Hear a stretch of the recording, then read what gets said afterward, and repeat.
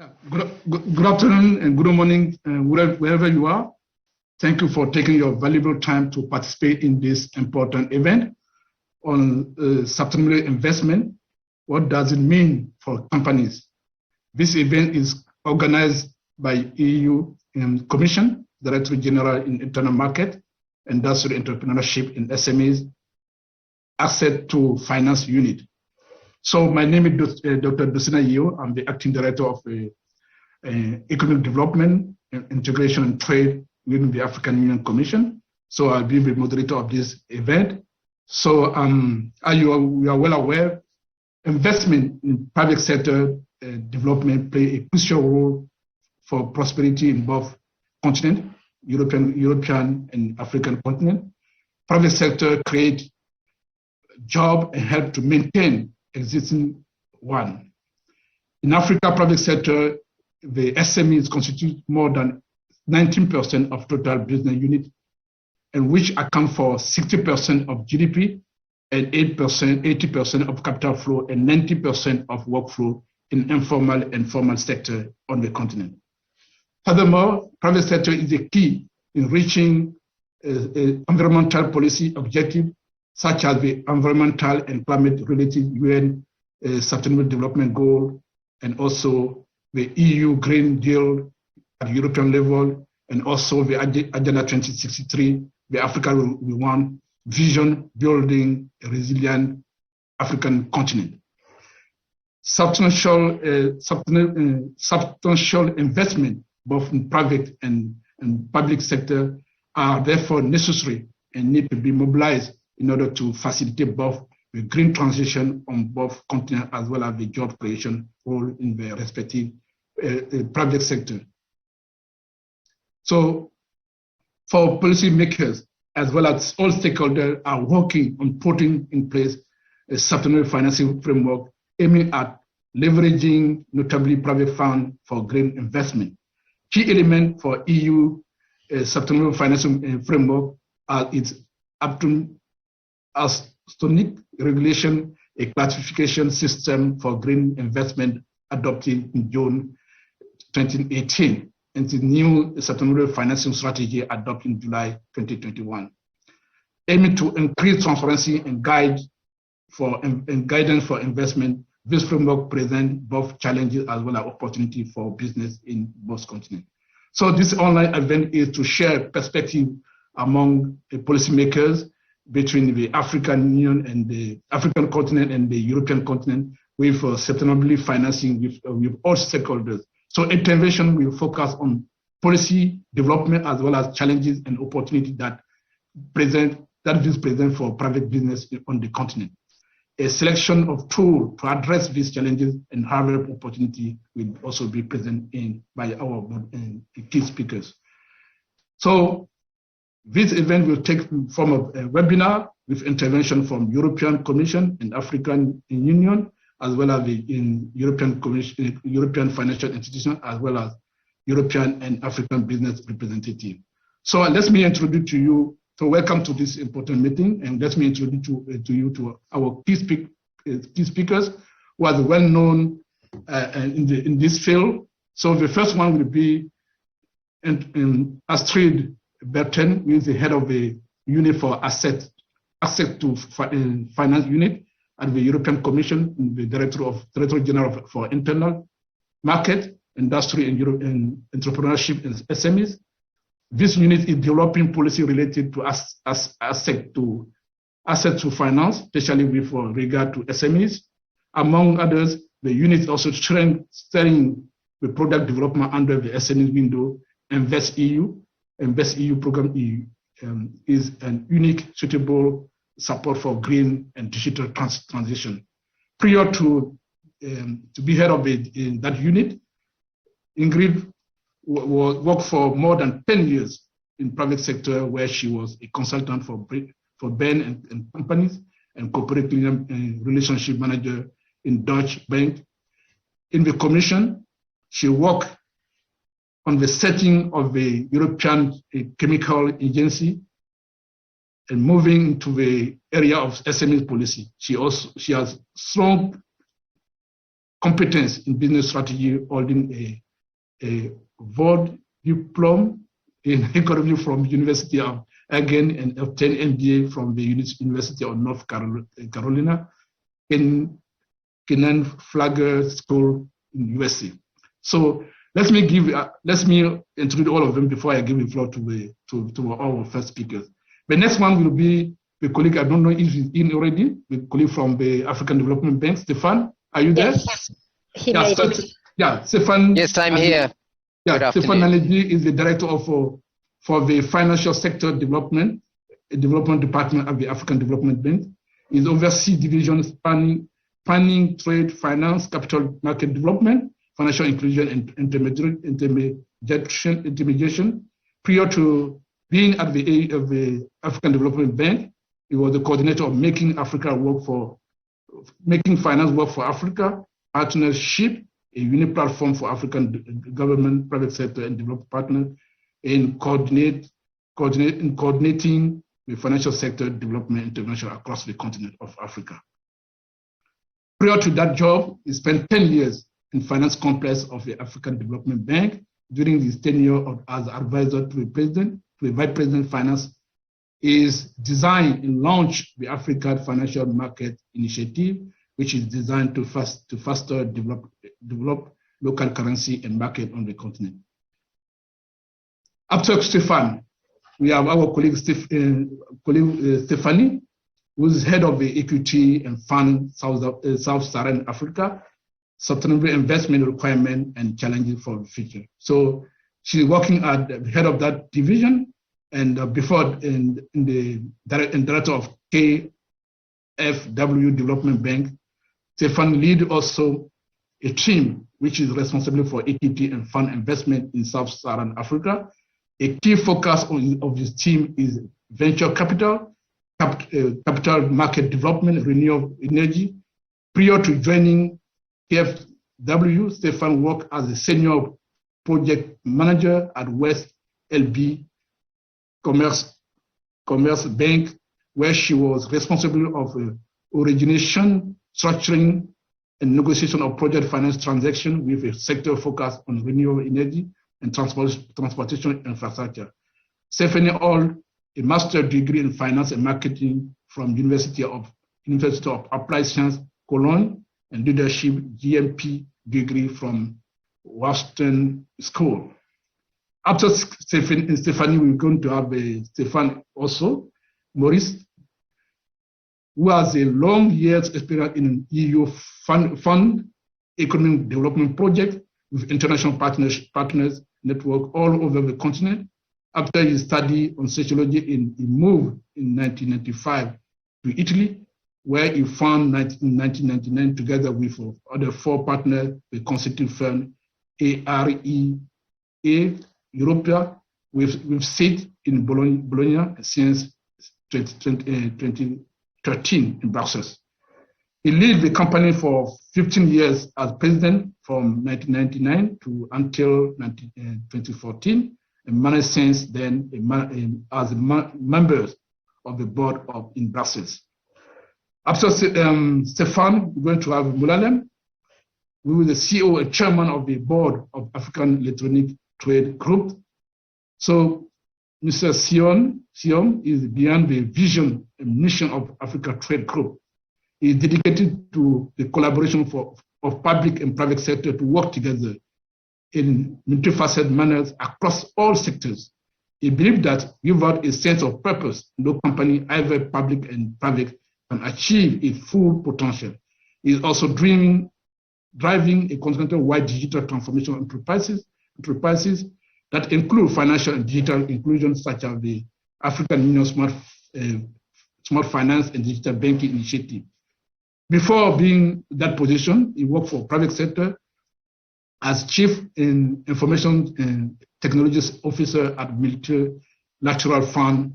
In his capacity, he performed the role of Information Technology Coordinator, providing leadership and direction in various activities of the IT section. So these are our panelists. So without further ado, we are taking time from you, from the wonderful public. So let me give the floor to Astrid to set the scene for this event. So Astrid, you have the floor. Okay, thank you very much, Mr. DOSSINA. Can you please put on my presentation? Thank you. So, ladies and gentlemen, I'm very happy to be with you today to inform you about the latest European policy developments in the area of sustainable finance and about the tools which we are about to put in place to support sustainable finance transactions. First slide, please. When it comes to sustainable finance, the engagement of the private sector is key. If we want to reach the environmental policy objectives, such as the Sustainable Development Goals at a global level or the Green Deal objectives at European level, we need to find ways to use public resources to crowd in private sector finance. The International Renewable Energy Agency estimates that for Africa's green energy transition to take place, the investment needs until 2030 are roughly 61 billion euros per year. And for Europe, estimates are that we will need 350 billion euros annually in investment if we want to meet the 2030 emissions reduction target in energy systems. And in case you're not familiar with that target, the EU has declared that it wants to reduce greenhouse gas emissions by 55% by 2030 compared to the levels in 1990. And in addition to this, 130 billion euros per year in investments will be required to meet the other environmental goals, for instance, with regard to the circular economy. Next slide, please.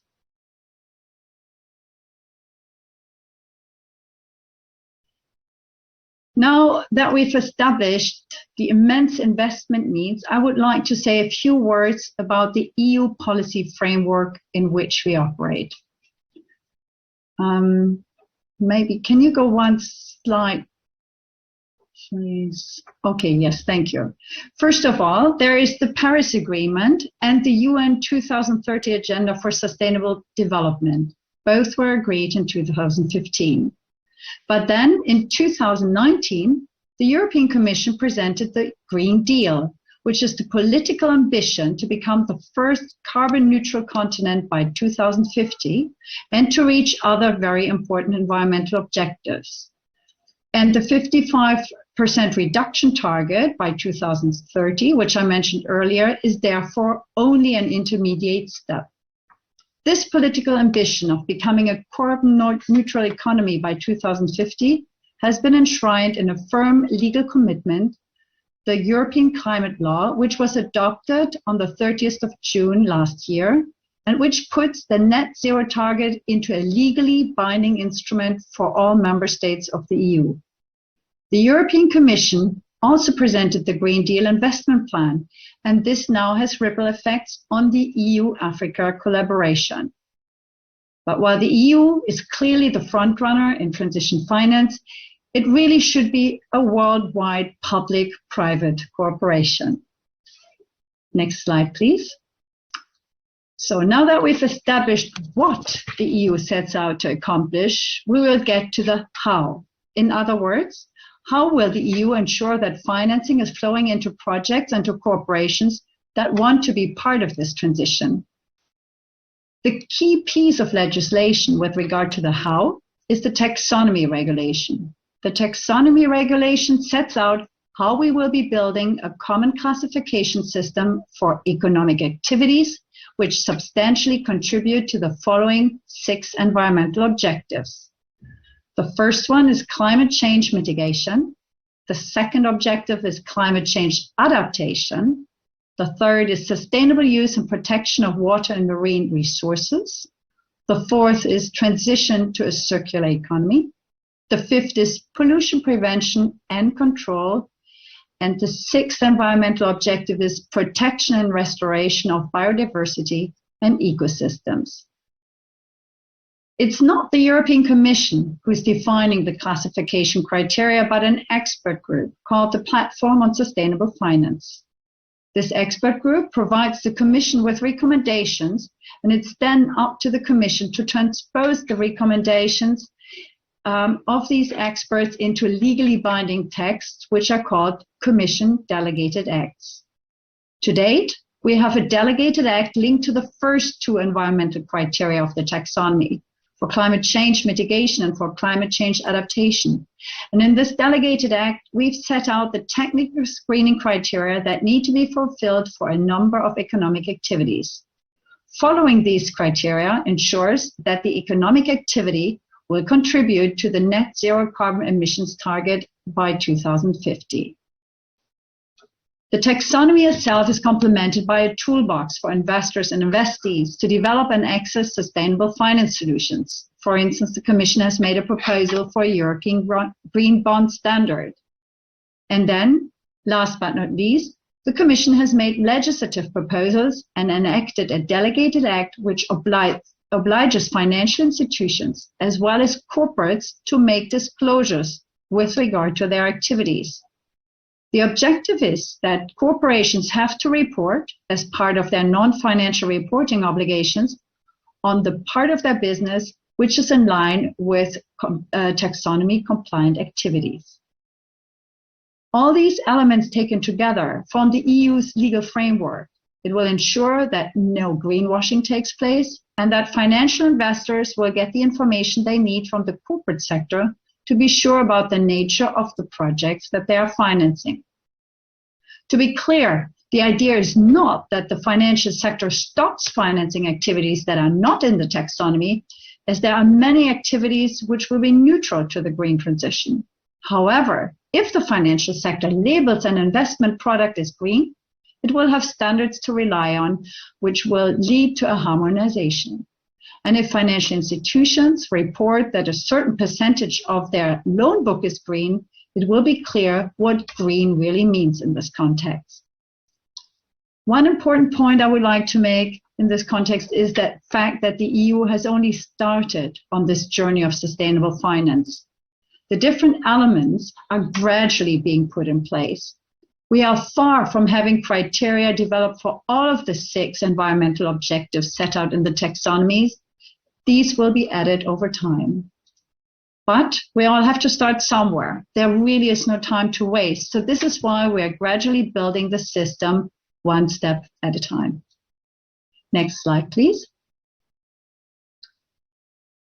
This building of the system will not only take time, it will also take efforts to inform and convince companies about the usefulness of this endeavor. So we are building and expanding our European toolbox. One of these tools is the Enterprise Europe Network, in short, the EEN. What is the EEN? It's actually the world's largest support network for SMEs that harbor international ambitions. It helps companies to expand internationally by providing advice and guidance. At the moment, there are opportunities for business organizations outside the EU to join this network. A call for proposals is currently open, and organizations from non-EU countries can apply. And then we have our financing tools. Let's start with what we are planning on doing inside the EU. Within the EU, our major investment program is called InvestEU. Under InvestEU, we will use a budgetary guarantee to leverage other public and private resources with the aim of mobilizing 372 billion euros in investment over the next 7 years. In order to implement this program, we will cooperate with implementing partners such as the European Investment Bank Group, who is our prime implementing partner. The detailed financing conditions and type of activities that will be supported under InvestEU will be made public early next month. However, I can already tell you now that the emphasis will be on the financing of the green and digital transition in all areas of the economy. Next slide, please. Now we are coming to the activities and programs that will support the financing outside of the EU. On the 18th of October 2019, the European Union launched the International Platform on Sustainable Finance together with authorities of Argentina, Canada, Chile, China, Kenya, and Morocco. In the meantime, it's been expanded to include also countries such as Senegal.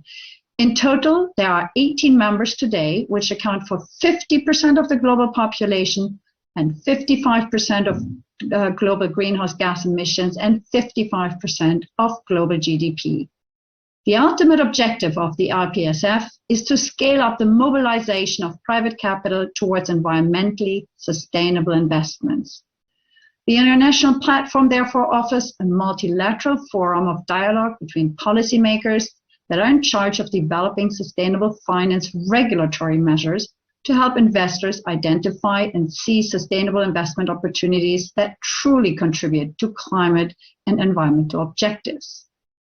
Through the platform, members can exchange and disseminate information to promote best practices, compare their different initiatives, and identify barriers and opportunities of sustainable finance while respecting the national and regional context.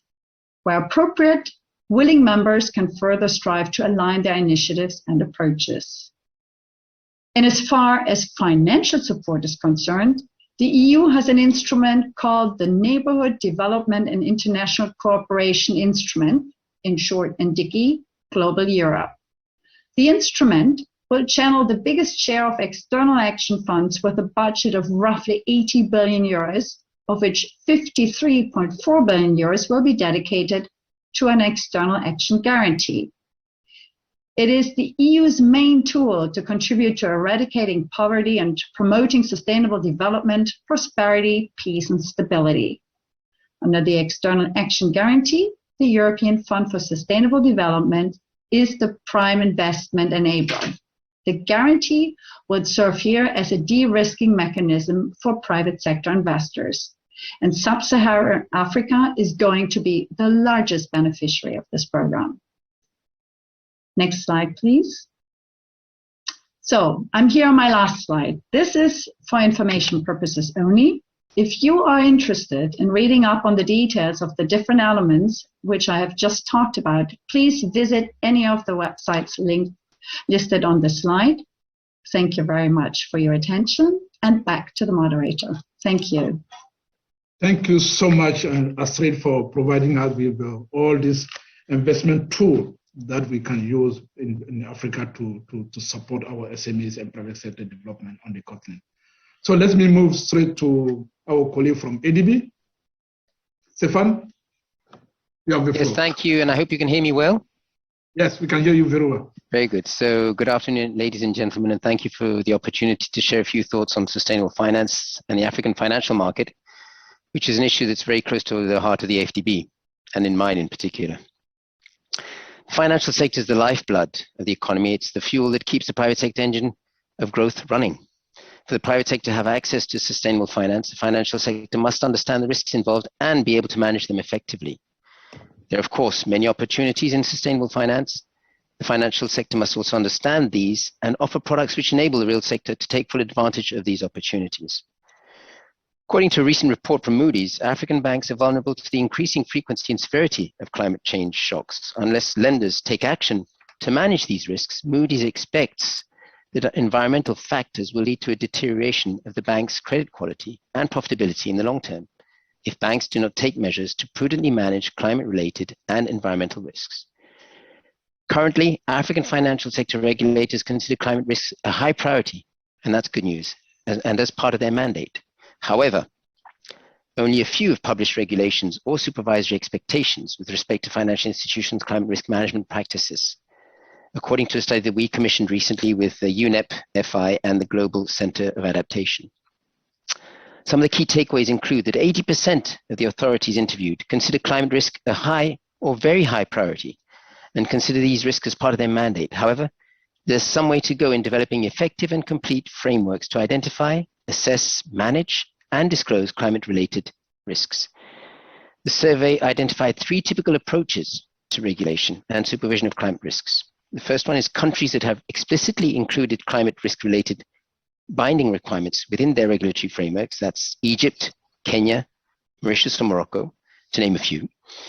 In Morocco, for instance, Bank al-Maghrib issued a directive in March 2021 requiring credit institutions to identify the potential sources of climate-related and environmental risks and to ensure their measurement, management, monitoring, and control.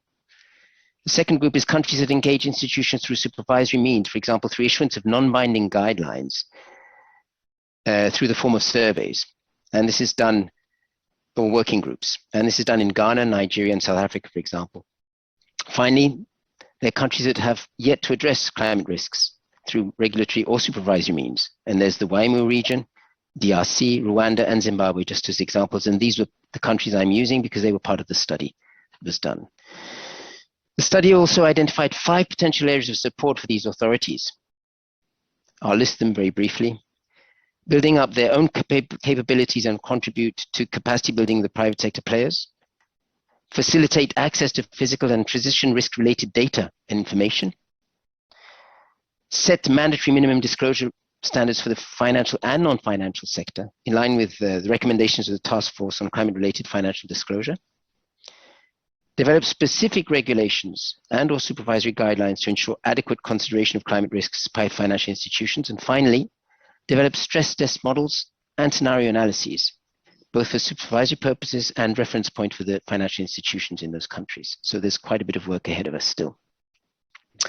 Alongside the regulators, increased awareness, banks and financial institutions in Sub-Saharan Africa are conscious of the importance of adapting green financial principles and are looking to address risks and, importantly, to grasp new opportunities.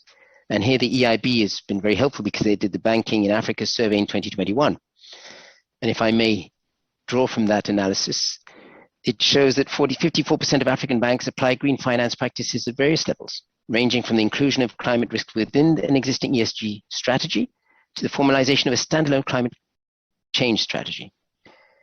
In some countries, industry initiatives are catalysts of climate risk practices, primarily through capacity building programs and knowledge exchange, and that I'm thinking of Kenya in particular. The survey was carried out with the support of Making Finance Work for Africa Partnership, which is hosted by the FDB, and covered 78 banks in Sub-Saharan Africa, representing around 30% of the region's banking assets. So it is relatively useful data that we've received through this EIB study. Over 75% of the banks are aware that having and publicizing climate strategies and principles is critical to reducing reputational risks and the financial risks associated with climate change. But perhaps the most important takeaway from the survey is that 84% of the banks recognize that a formal climate strategy can open new opportunities. For example, in renewable energy, energy efficiency, and green mortgages. But unfortunately, only 17%, and this was mentioned earlier, it's still early stages, only 17% have so far introduced specific green financing products, and these are estimated to represent up to 10% of the portfolios of these banks involved. So how is the FDB dealing with this? Well, we have an we've made ambitious commitments on climate change and green growth, including to align our investments and internal activities to the Paris Agreement by 2025. We believe the African financial sector has a critical role to play in our continent's transition to sustainable green and inclusive growth. That's why we're committed to supporting the African financial sector through several ways. The first one is through greening our own lending to the financial sector. We're therefore developing guidelines for mainstreaming climate change and green growth into the bank's lines of credit. The guidelines will provide clear and practical processes on how we will be mainstreaming climate change and green growth into the project cycle of our lines of credit. They will also provide guidance to clients that we work with on mainstreaming climate change and green growth at every stage of the on-lending in the project cycle.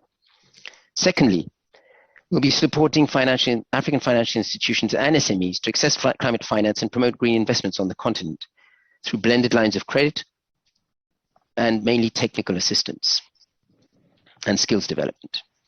Thirdly, by supporting sound corporate governance to identify, assess and manage traditional and climate risks that are emerging. And there we're looking to set up the Africa Financial Sector Corporate Governance Initiative, a multi-donor trust fund that will provide technical assistance grants to eligible financial institutions, public development banks, and commercial banks, mainly in low-income countries and fragile states. The grants will be used to strengthen the corporate governance structures of financial institutions and enhance their capacity to identify, assess, and manage risks with a particular focus on climate-related ones. Fourthly, we're contributing to the development of innovative solutions to promote green growth and to diversify funding sources from government resources and to tap into other sources, including domestic and international institutional savings, which we referred to earlier on. This means supporting green and other climate-themed bonds, alternative capital market solutions for green finance, as well as green funds, or even green banks where necessary. Finally, we will be leveraging and strengthening the African Financial Alliance on Climate Change, the AFAC, an AfDB initiative which aims to help unlock private finance, align and shift Africa's financial system towards green investments, to deliver the technical assistance, capacity building, and advocacy that the African financial sector needs to take advantage of the opportunities offered by climate change, whilst managing the risks. Other initiatives, including Making Finance Work for Africa, will also be leveraged to support this effort. To conclude, let me highlight 3 key messages in a couple of areas for collaboration. The first one is that African financial sector regulators consider climate risk as a high priority, but we still have few financial sector regulators and supervisors that have published regulations or supervised expectations with respect to financial institutions' climate risk management practices to date. Secondly, financial institutions in Sub-Saharan Africa are also aware of the importance of adopting green financing principles, seeking to address risks and, importantly, to grasp new opportunities. As I mentioned earlier, only 70% of the banks have so far introduced these green financing products, which represent just a small percentage of their portfolios. Third message is there is a real need to support the African financial sector at all levels, public authorities, regulators, and financial institutions, to support the necessary transformation to ensure sustainable access to green finance for the private sector. The AfDB is committed to supporting the African financial sector, but in its efforts to take advantage of the opportunities offered by climate change, whilst managing the associated risks through the initiatives and programs that I've outlined.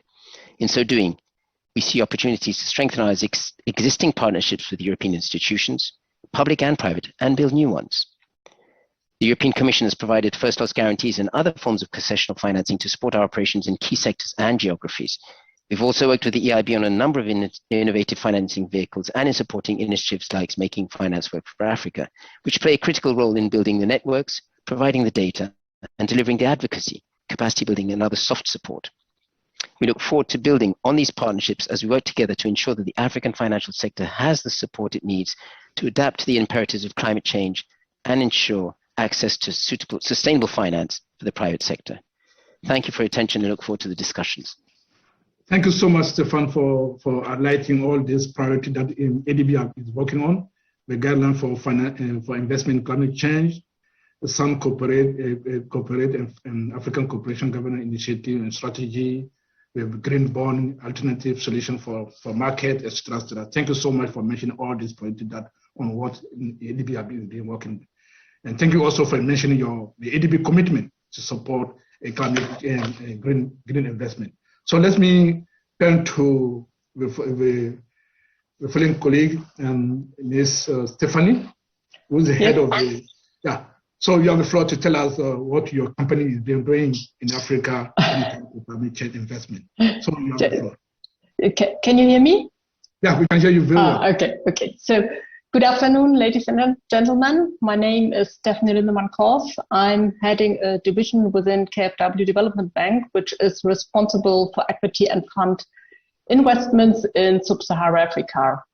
And I'm very happy that I have the opportunity today to speak here on the panel about requirements and challenges for sustainable fund investments. Before, a few words about KfW Development Bank's equity and fund portfolio.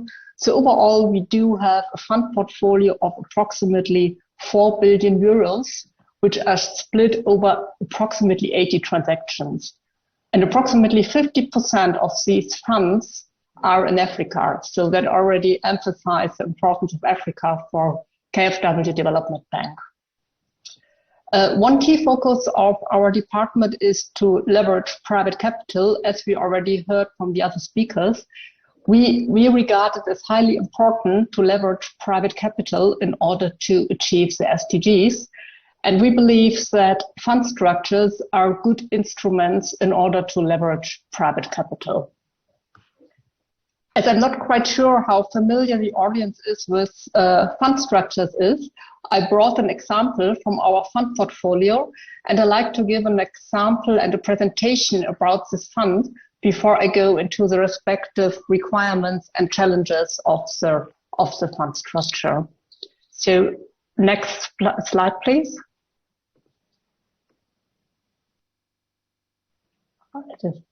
So the fund I like to introduce is the Africa Growth Fund. That is a fund which has been initiated by KfW on behalf of the BMZ, the German Ministry of Economic Cooperation and Development, together with Allianz Global Investor as fund manager and KfW DEG Impact as fund investor, fund advisor. So the Africa Grow Fund is a fund of 200 million euros, and the target is to support and to finance startups and growth companies in Africa, and indeed the creation of at least 25,000 jobs. The Africa Growth Fund is a structured fund. That does mean that first loss capital is provided from KfW and the BMZ in order to leverage private capital. So that does mean that KfW receives its capital back after the private investors has received the capital, and that substantially mitigates the risk profile for the private investors. The fund itself is a fund of fund structure. That does mean that the fund invests in other funds, which then indeed finance the respective startup companies and growth companies. And the investors are KfW, Allianz, and DEG. Next slide, please. So on this slide, you see the structure of the Africa Growth Fund. In the middle, you see the fund itself with its respective tranches. We have senior tranches, we have a first loss tranche, and we have the technical assistance facility. On the left-hand side, you see the respective investors, which are the private investors, Allianz and DEG, providing the senior capital, and KfW on behalf of the BMZ, providing first loss capital and technical assistance funds. On the right-hand side, you see the fund investor, which is Allianz Global Investors, and Allianz Global Investors is advised by DEG Impact. On the bottom of the slide, you see the respective funds in which Africa Grow will invest. So on one hand, these are the venture capital funds, the startup funds, and then the growth funds, which we call VRP funds. And those funds invest in the so-called investee companies, so actually the startup and growth companies, which in the end receive the money.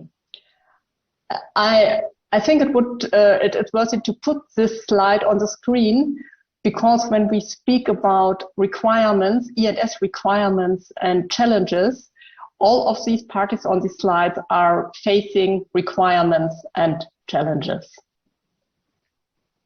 Next slide, please. So what does that mean to make a fund sustainable? And there are different levels where the respective parties have requirements and challenges. So on the slide, I have differentiated between the investor, the fund manager, and the investee. And I like to start with the investor. On this slide, KfW in its role as an investor. So KfW Development Bank as a bank which is active worldwide and in many sectors, has not only the role as an investor. We understood, or we're very open, act as an initiator of the fund as well. So our approach is to implement individual, environmental, and social management system for each project and each fund. Due to the fact that we have a huge portfolio, that we are acting worldwide, that we are acting in many different sectors, that does mean that we need to have substantial resources available. So within KfW Development Bank, we have a department of approximately 30 colleagues who only take care of E&S requirements.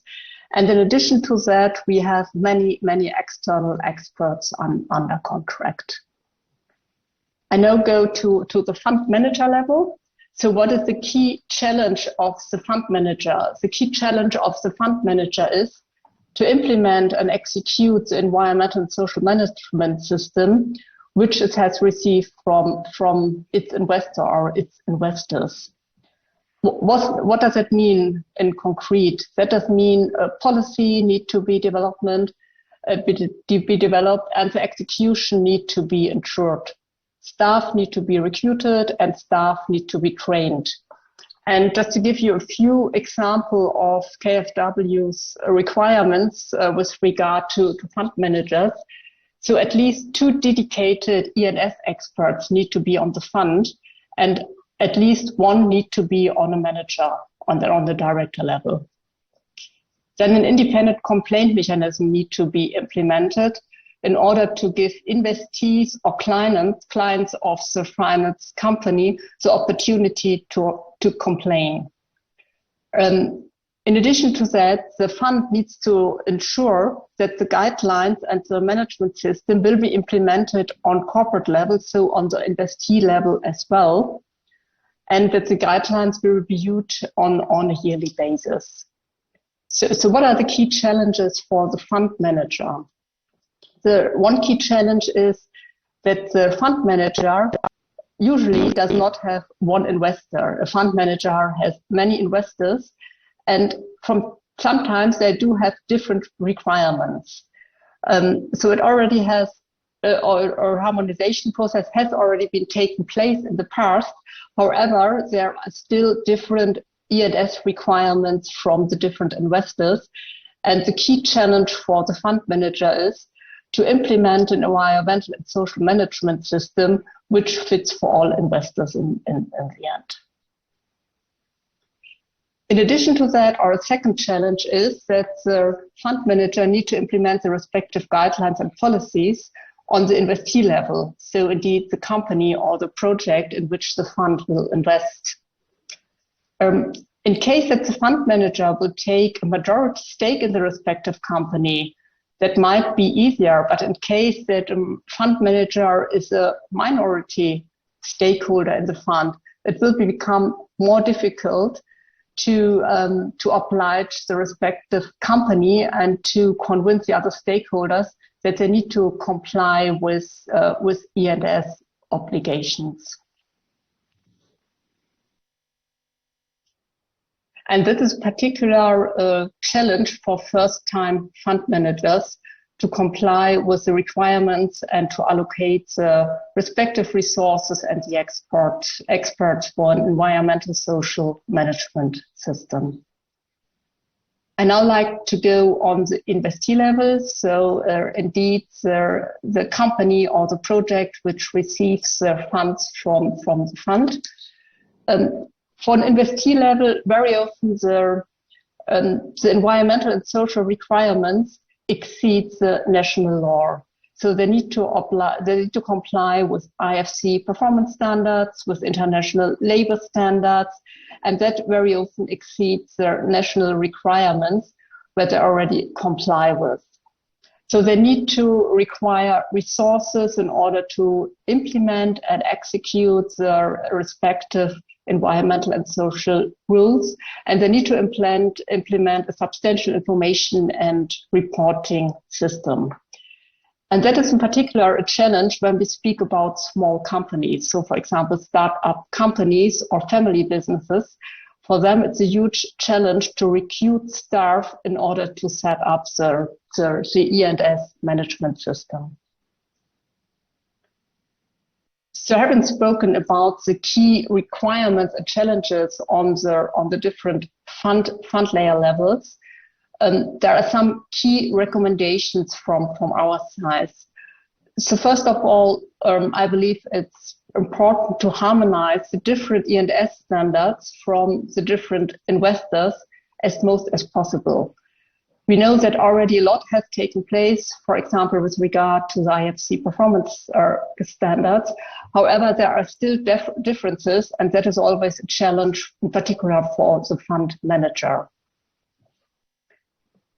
In addition to that, we believe that it would be important and very helpful to implement kind of standards for fund structures and best practice examples which will be in particular help for first-time fund managers. Another recommendation is to consider a differentiation with regards to the size of the finance company. So indeed, to make a differentiation between a family business and large-scale enterprises, in particular due to the fact that they have different resources available for E&S requirements. And last but not least, we believe that the implementation of substantial TA funds are essential in order to put in particular first-time fund managers and young companies in a position to comply with E&S requirements.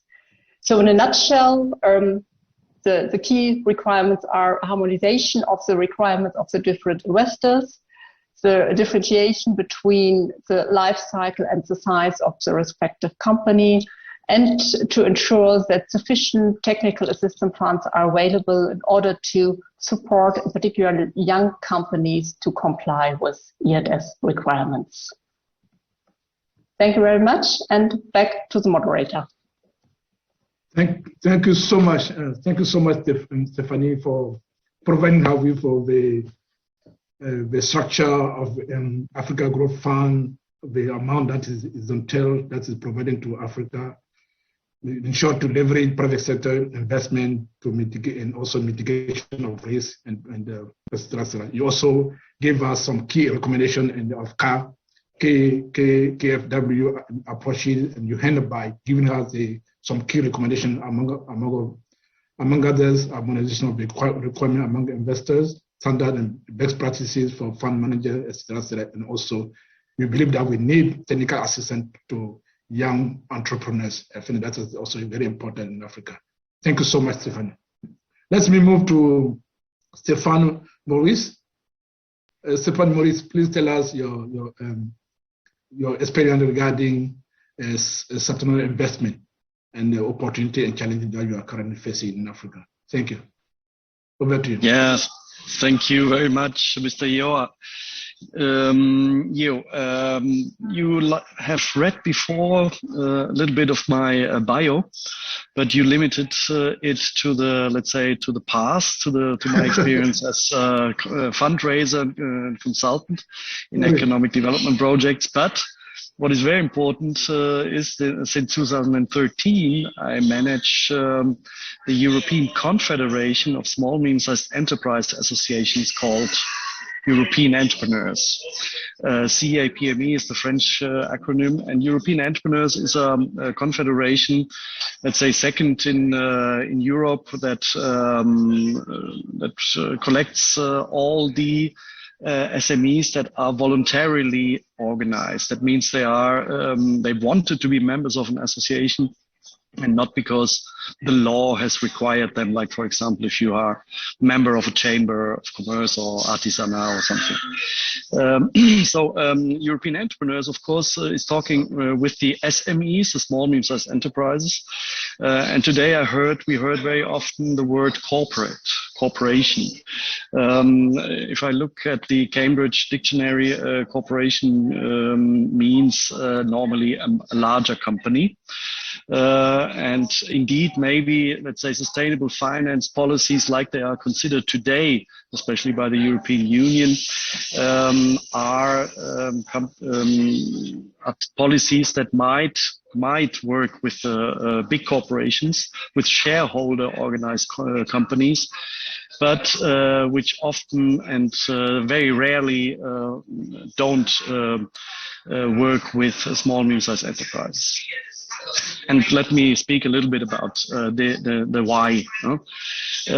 We have to, first of all, start to think that, the condition of a small medium-sized enterprise is that they are part of maybe a supply chain, that they are part of an industrial ecosystem, or that they are even as, let's say, a global hidden champion leading maybe a very niche market, but they are, let's say, even in that case, often very much linked to the local level of activity.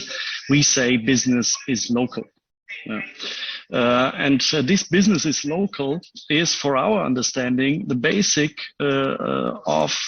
of a sustainable economic behavior. Why? Because you are looking into the eyes of your clients, of your co-workers, of the community, and often small and medium-sized enterprises take over very serious co-responsibility on local levels where they are seated, but also where they act and produce.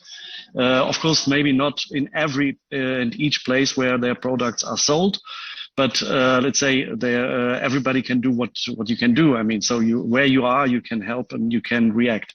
Why is that important to understand? Because we, as European entrepreneurs, since 2017, have launched a campaign to raise awareness among our members, but also at the European institutions about shared value. Shared value is a concept that comes from the US. It's developed by Professor Michael Porter from Chicago, and it is the idea of addressing development challenges with business cases, with business ideas, and in this way solving or contributing to solve these development challenges. And this approach, shared value, is the approach that we propose as the basis for supporting African and European companies in investing, or let's say European companies investing in Africa, best in cooperation with, in direct relationship with African companies, provided that they address issues related to the sustainable development goals. So we want to promote, of course, sustainable development, and that is what, let's say, the outcome is important.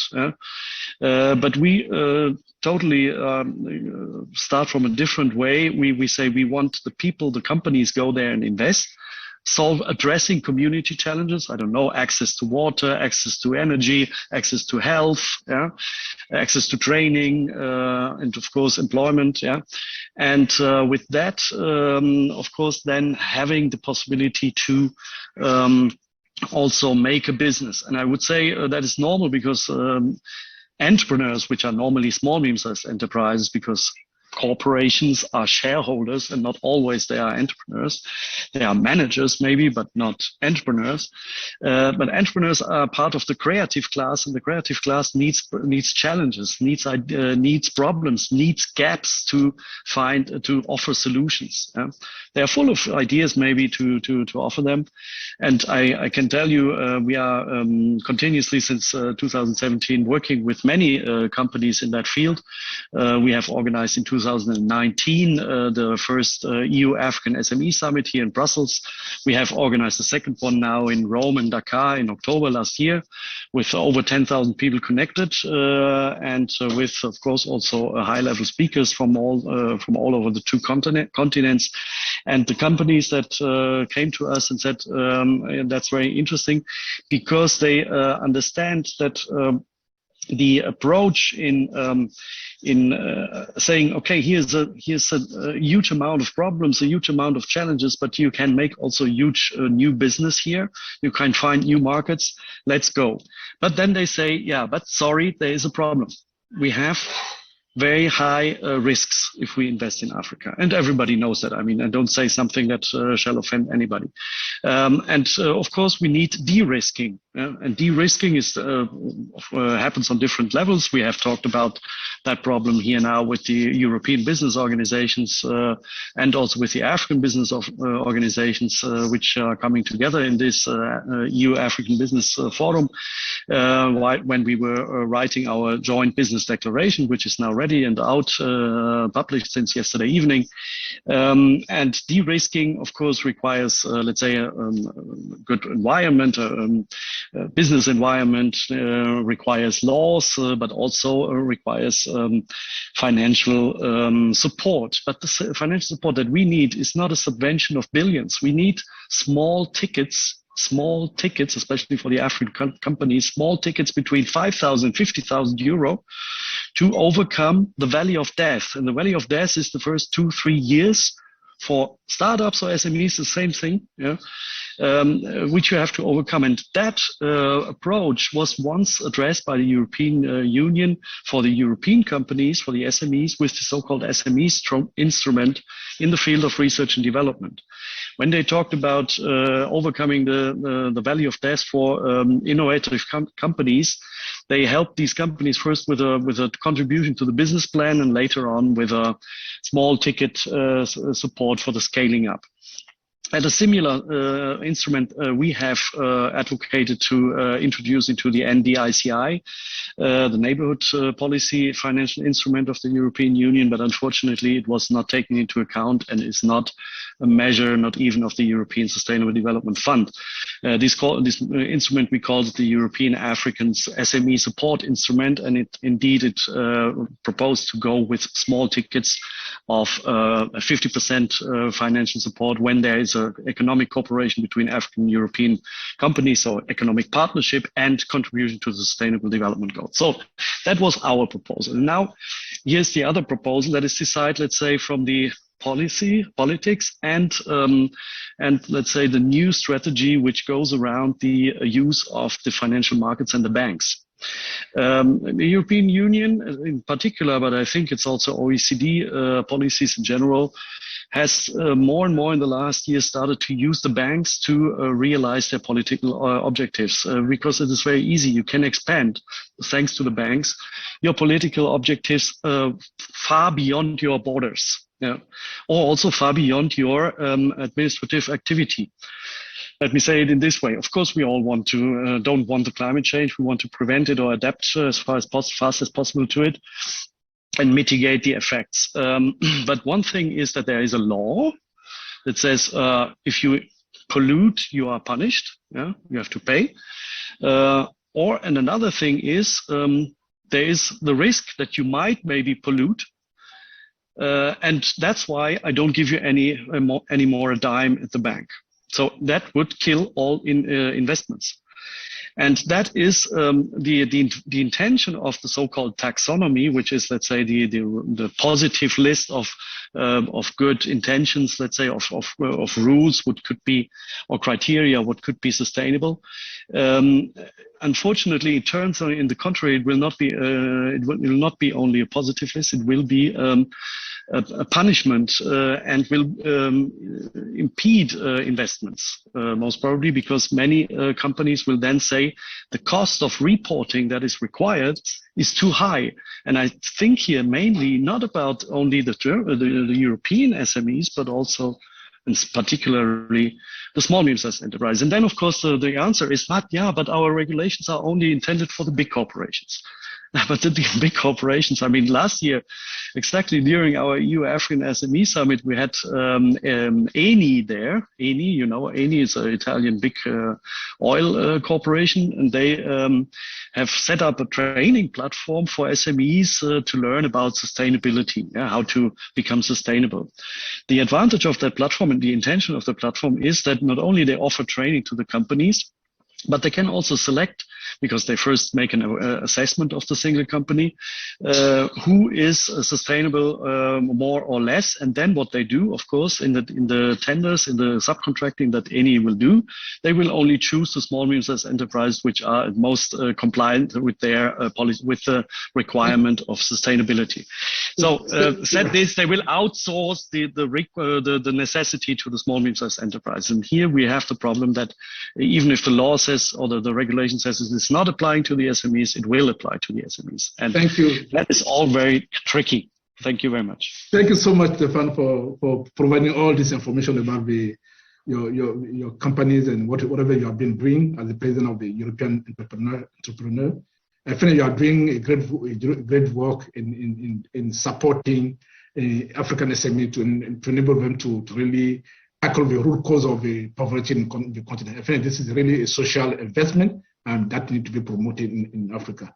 So we'll come back to you on that, because we think that we in Africa, we need such kind of support, working with you to learn from your experience and how we can expand this initiative in the continent to ensure that we really tackle the root cause of poverty on the continent. So let me move to Mulualem, who is the CEO of EABF Group. So Mulualem, you have just launched the digital smart financing and digital smart banking during the last summit of the EU. So please, could you talk about this smart financing initiative and how we can leverage it? We have been seeing throughout the discussion that we have here from the different panelists, there are many financial data available there.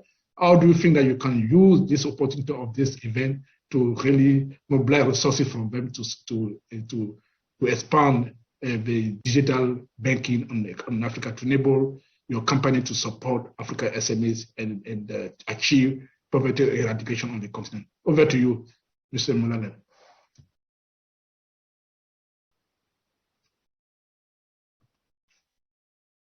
Thank you very much, Dr. DOSSINA. It is a great pleasure to be with such honorable participants and speakers in here.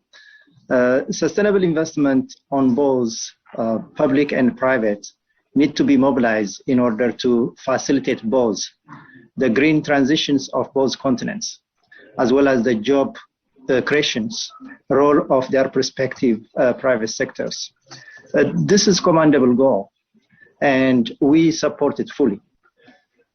I have a privilege to work and collaborate in a number of years with multilateral development finance. It has been a number of a big ticket that has been to support on both parties. The recent one is also the Decade Action Plan that has been put in place, global effect on the multilateral development finance system to deliver the promise of the Agenda 2030.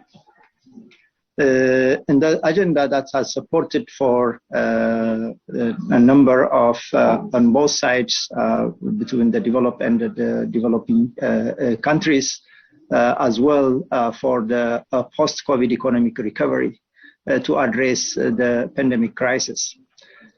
Even before the crisis, the system has been torn between high expectations and the growing criticism of it is perceived a kind of like accountabilities and effectiveness of how we could be able to address those finances, making the ordinary people at the ground the beneficiary. I resonate with Mr. Martiz, who has been supporting startup entrepreneurs here in Europe as well as abroad in Africa, the challenge of affordable financing and as well as the financial inclusion to be able to address for those startups. As the AeTrade Group, also we have been absorbing a similar pattern of fund announcing which cannot generate impact because they are well intended but trapped in the highly prescriptive model, one where the entrepreneur and the entrepreneurial and innovations mindset is not allowed to drive the project. It is all about compliance. Yes, compliance is important, but should not stifle creativities and adaptations of the reality at the ground. For example, that if we have investors wanting to get a return on investment, what do they need to change? What is missing right now? And how can we change to generate billions of dollars positive impacts in Africa? And what do we recommend as they are a way forward? We need a shift of mindset in three levels. One is that is scalable, that to make ordinary people, reaching to the ordinary people a positive impact. And scalable, accelerations is important. Earlier, as it was mentioned, the risk factor in Africa investment is very high, and how we could be able to mitigate risk. One of the area is if we start in a scalable way of to be able to finance. Scalable, I mean, is not necessarily a big ticket of project, but a number of project initiatives that can be able to support. For example, to be able to tolerate that, to be able to see in this a high risk area where for every dollar that it can be tolerable 40 cents. What does it mean? That if we have 100 startups, and if we fail on the 40 of them, the 60 of them, the success story that will be able to bring the return on investment. And we need to see it in a most accelerated way. The speed and time matters. And then long-term thinking among the private sectors and investors and institutions, that investors, government need to become investor for a first resort.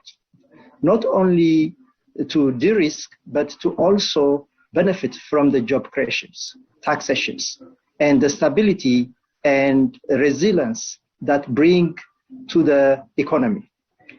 I wish to quote the Italian public policy expert and advisors of Mrs. Mariana Musicata in her book, Mission Economy, where she validated that I have been thinking and advocating for a number of years in Africa that how we could be able to mitigate risk by in a more scalable and bold way to be able to invest at the grassroots level. And we are calling for a new partnership between Africa and Europe, that we need to be cautious about putting conditionality to investment as well. We need to promote sustainable investing in a basket of options, but not make all investment fit into a straitjacket. Why? We should allow the beneficiary define the use of the finance. Something revolutionary happened recently. It takes a woman like Melinda Gates to come up with the novel but logical statement in philanthropy. Peoples in the ground know what they need. They need flexibility and time to learn how best to create decent and a meaningful job. They need an enabling environment, incentive to do the right thing and not prescriptions. AeTrade Group has a significant protects that we are promoting, but I want to talk about, for example, I'll bring up the digital finance, how we are coming up to that. But recently that we have been also doing that to come up on the solar power laptop manufacturing project that we wish to implement in a large scale in Africa. It is promised on a scale. It is promised an inclusion of all region. Countries to host the facility need to bid for it and commit to support through reduced red tape and other things that we are calling to a number of private companies in Europe to adapt this novel project and a consortium of development finance and impact investors to make it happen. In the fourth industrial revolution, you need to learn to work together. Collaboration, building an ecosystem. It is the need to talk the talk. In the working ground, the digital innovation, we have been promoting and are receiving support on a business outcome that include this project to be supported by the African Union and European Union, as well as the European and African private sectors. It sounds like the moonshot idea to put affordable solar power devices in the hand of 1 billion people in Africa. It is possible, and we have the opportunities to make this one of the big announcements at the EABF. My team and I are ready to discuss and make this the reality. So this is one of the elements. But coming back to the digital finance, how we came up to the digital finance is that in the last 4 years, that we have been promoting small and medium entrepreneurs throughout the continent, that we are a strategic partner with the African Union and work together to address the challenge of facing today in Africa. 12 million young graduates coming to the job market every year. How could we be able to provide jobs? A number of institutions, regional and continental institutions, national governments have been trying to address the support of finding the job. And there has been a number of challenges. We study in our studies, it shows that the 3 chronic areas to address, one of the elements is, one of the chronic area is having affordable finance in a more inclusive way. And the risk that was mentioned earlier has been the biggest challenge and the delay to provide finance in a more reasonable time frame. And this digital finance, by creating an ecosystem that we could be able to reduce the risk, and we build an ecosystem that is, there is a marketplace, there is a smart logistics, there is affordable finance. And it dramatically reduces the risk because we can be able to, the data that we are collecting, we can be able to mitigate the risk, we can be able to address the risk. And for a number of years that to get finance, it takes between 3 to 9 months to get finances. Now we are be able to provide within a short period of time, within days, not months.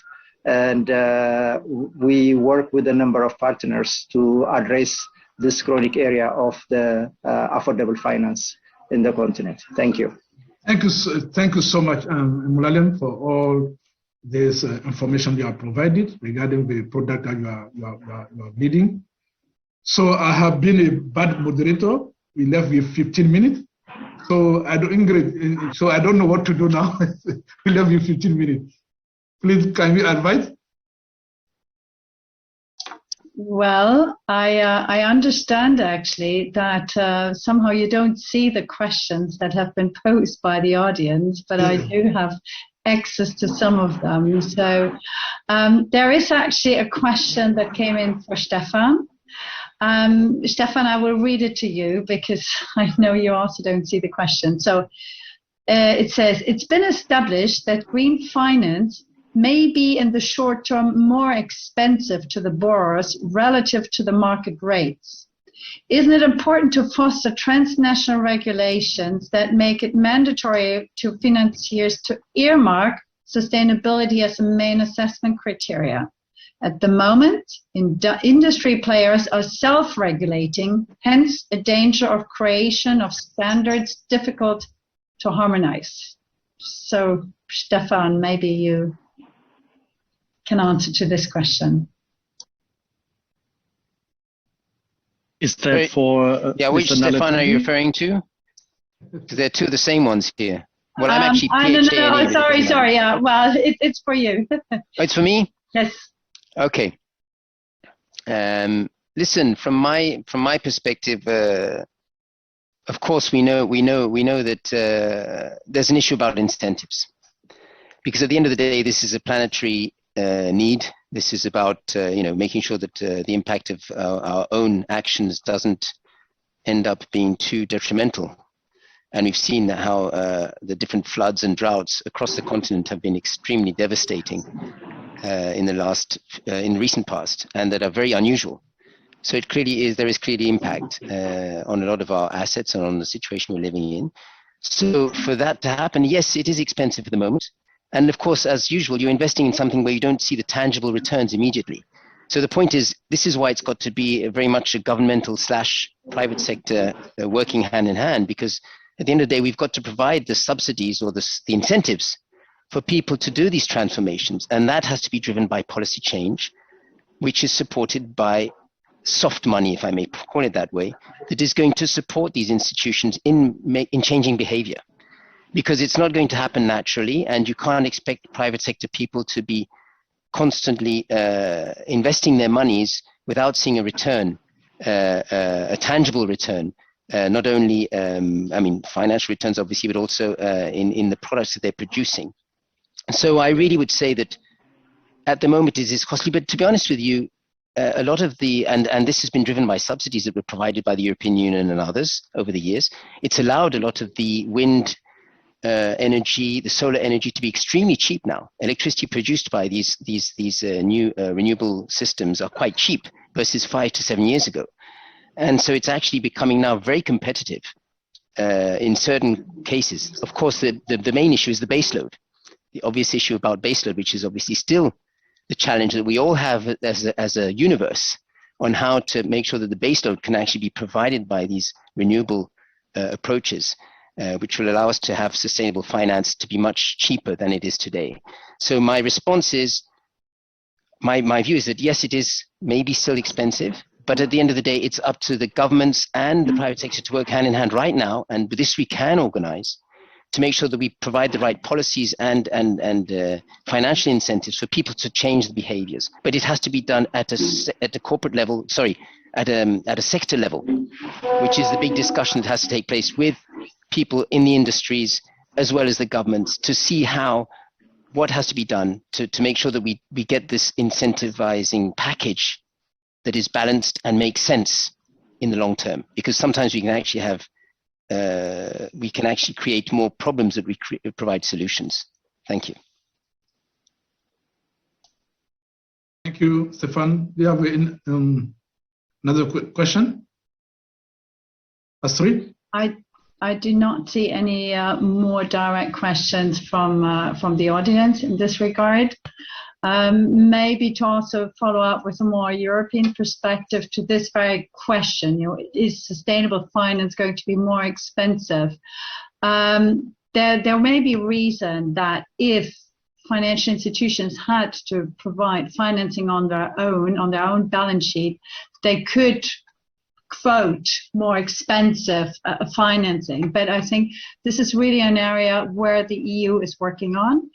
As I had indicated in my presentation, we have our main investment program in Europe called Invest Europe that we will be launching next month. And it's really the objective of that program to de-risk investments into sustainability, into the digital transition, to get the financial sector to engage. I mean, we're not saying it's all going to be an easy ride, because there's a huge learning curve for all the different parties involved. And I understand the comment that was made earlier by Stefan Moritz saying, especially for SMEs, the small ones, they don't need to, all these different rules, help them. And it's actually one of the things that we want to address under InvestEU, come up with relatively easy to implement criteria for the banks as well as for SMEs, so that they can be helped in their sustainable transition and to ensure that the financing conditions for these type of transactions are correct, so that they are not overpriced, that they are affordable. And also we understand that investments that are needed usually are a little bit more long term. You may not immediately reap the benefits. So we really want to push the financing sector to engage into these more medium to long term transactions. So yes, I think the challenges are there, not only on the African continent, but certainly also within Europe. And it's going to be let's say, a journey that we all have to embark on and see what works best. It's probably going to be a little bit of a trial and error approach. Thank you so much. Let me give one, we still left with 8 minutes. Let me give 1 minute to each one of you. So you have heard from your other panelists. If you have anything you want to add or a conclusion. So let me give the floor to Stefan from ADB, followed by Stefanie and Stefan Moritz, and then Mulualem. Because you are here from the different panelists, I'm sure that you want to respond to some of the, or you want some information from them. Please go ahead and ask this question or respond to some of the issues that were raised by your other panelists. So, Stefan? Okay, thank you, Yeo. On my side, first of all, I'd like to thank you for organizing this. I think it's been very insightful, and I really think at Africa's level, there's a lot of still wait and see approach, I'd say.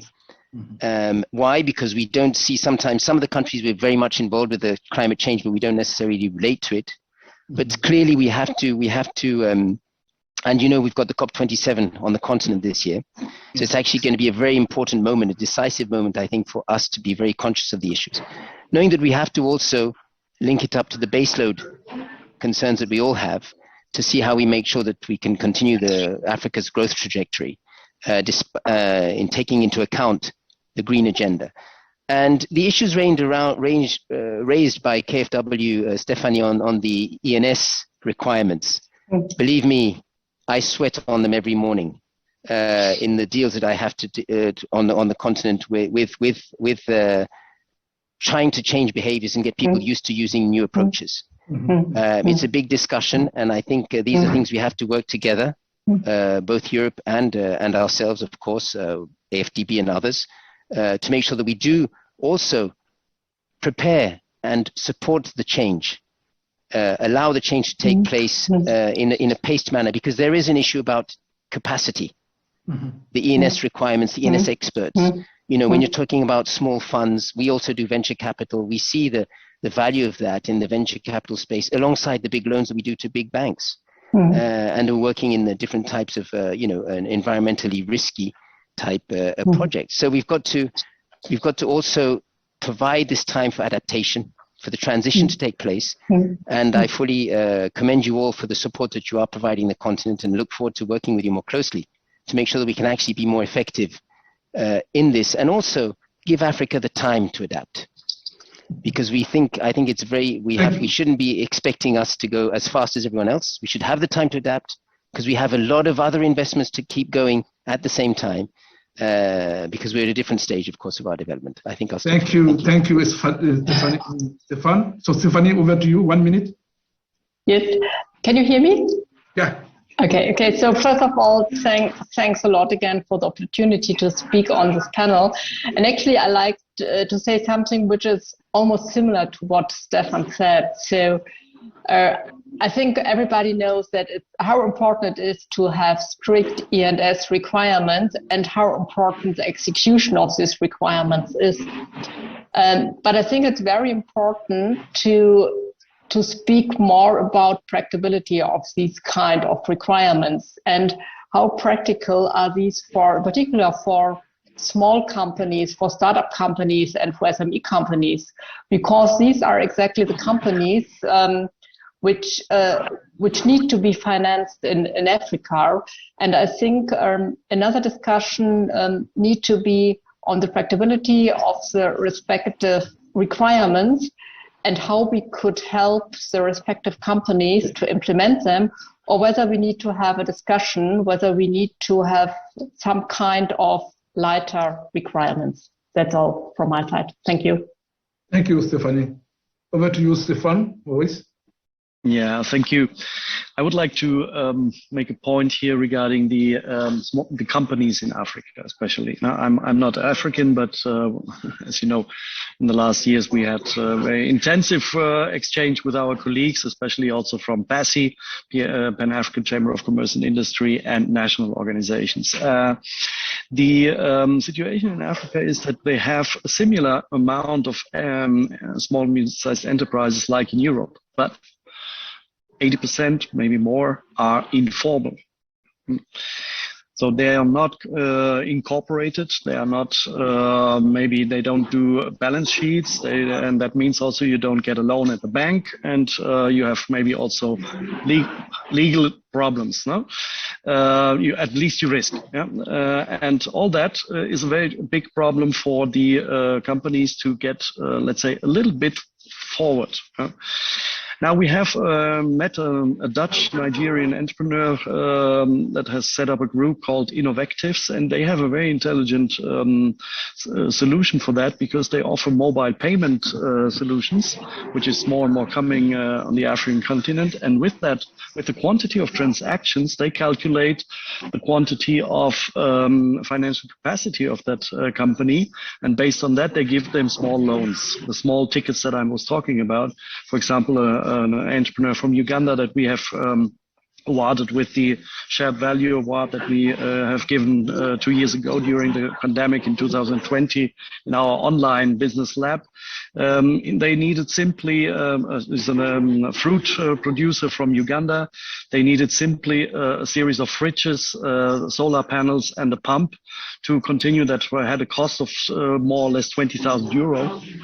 And with that, they could deliver first-class 5-star hotels in the cities around nearby. So that would have been a great growth for them. And thanks to that, let's say, digital solution, they could get this loan, and they could have this without doing big engineering here on funds management and controlling until the last word what is written in the balance sheet and so on. We have to look a little bit more on the reality of things and how really we can solve with often very small actions very important issues. Thank you very much. Thank you so much. Over to you, Mulualem, for your conclusion. Yeah, thank you very much. It is all said by Stefanie and Stefan, both Stefans as well. Yeah, it is indeed that as AeTrade Group, we provide digital capacities to small and medium entrepreneurs in the continent. And what we do is small things in every different areas. Where digital capacity building is we do have a number of chronic areas in the continent. How can we be able to create an ecosystem that is, as there is no bulletproof solutions, one solutions, and finance alone is not the solutions. So what we are providing is the know-how to do business. That is one of the elements, and particularly to the informal business, that we demonstrate that the benefit of being formal is they can be able to provide. For example, we do have a marketplace that was endorsed by the African Union, a continental marketplace called Sokuku.Africa. And in this platform that we boost intra-Africa trade within the continent, and to come the informal business locating in there, and we showcasing them, look, when you are working, being informal, and we market it for you to the continent and then to the global market, that you will make more sales, more products, and you produce only, and then we market it for you. And it shows and attracting in their own willingness to come forward to be formal. And then that formal is also gives and reduce. And now we do not know yesterday the risk factor of on those informal, but because of their registering there, that we could be able to reduce the risk as well, because now we know who they are, what they do, what kind of products they produce, and is their product and services, is this sustainable enough? And we can be able to study the pattern of their movement. And therefore, for the financial institution, that information is very viable commercial information. They can be able to utilize that. That is one of the elements that we support them. And we do have a learning center where we provide how they can be able to change from the traditional way of mindset and doing business to the competitive business mindset. So that is one of the learning center. The second one is providing them the marketplace. The third one is providing also the affordable finance by the digital finance, which is endorsed in the last summit of the African Union by the head of states. So those are the ecosystem that we are creating, that working with a number of stakeholders within the continent. We don't do it alone, but within the continent, outside the continent, we work together to bring this collective effort of making a positive impact to the ordinary people at the grassroots level. Thank you. Thank you so much, Mulualem. Thank you so much for Stefan, Stefanie, and Astrid. for your valuable contribution, which really go a long way to improve investment in Africa and also support the grassroots people in the ground. So we will end here.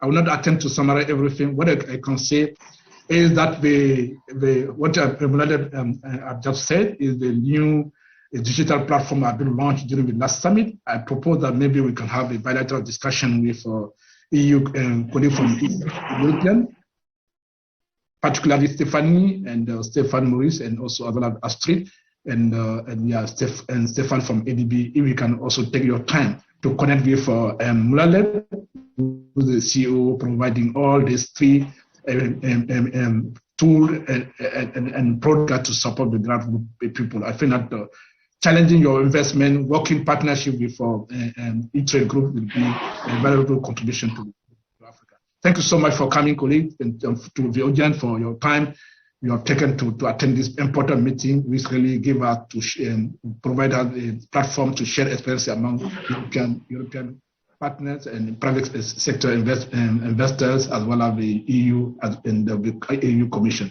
as well as also a partner from Africa. So let's stop here, and then I will give back the floor to the organizer. Astrid, you have the floor. Thank you so much for allowing me to. It was a great honor to me to moderate this session. Although I was not a good moderator, I took 5 minutes more.